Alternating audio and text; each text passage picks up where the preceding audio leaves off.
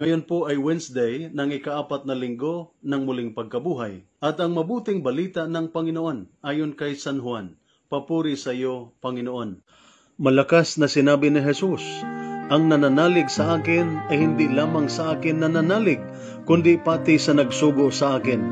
At ang nakakita sa akin ay nakakita na rin sa nagsugo sa akin. Ako'y naparito bilang ilaw ng sanlibutan, upang ang manalig sa akin ay huwag manatili sa kadiliman.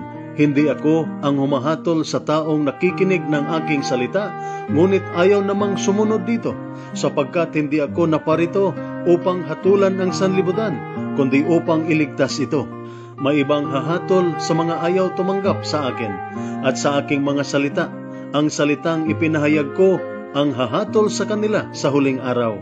Sapagkat hindi ako nagsalita ng mula sa sarili ko lamang, ang Ama na nagsugo sa akin ang siyang nagutos kung ano ang aking sasabihin at ipapahayag. At alam kong ang kanyang utos ay nagbibigay ng buhay na walang hanggan. Kaya't ang ipinasasabi ng Ama, ang siya kong ipinahahayag. Ang mabuting balita ng ating Panginoon. Pinupuri ka namin, Panginoong Hesukristo. Pumarito ako bilang ilaw ng sanlibutan upang ang maniwala sa akin ay hindi na manatili sa kadiliman. Ipinapaliwanag ng ating Panginoong Hesus na ibig niya tayong iligtas mula sa kadiliman ng pagkawalang pananampalataya. Ang taong ayaw tumanggap at makinig sa Kanya ay nananatili sa kadiliman. Siya ang ilaw na isinugo ng Ama dito sa mundo at siya ang kabuuang larawan ng Diyos Ama.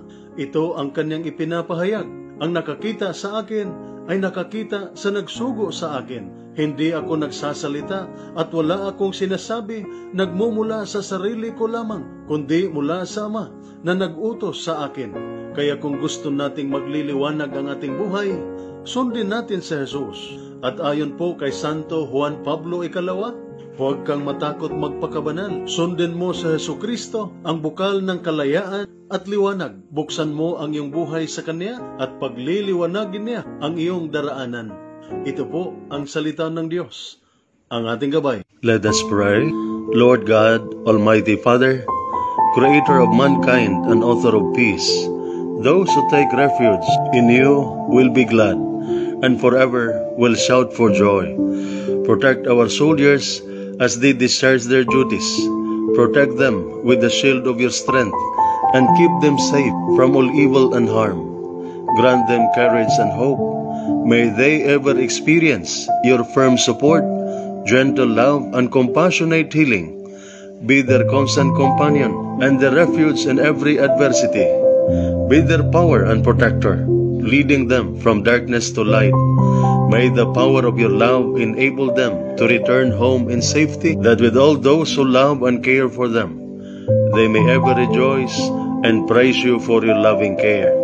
We ask this through Christ our Lord. Amen. Mary, Queen of Peace, pray for us. Saint Michael the Archangel, pray for us. Saint Ignatius of Loyola, pray for us. At sumainyo at sa inyong pamilya ang pagpapala ng makapangyarihang Diyos, Ama, Anak at Espiritu Santo. Amen.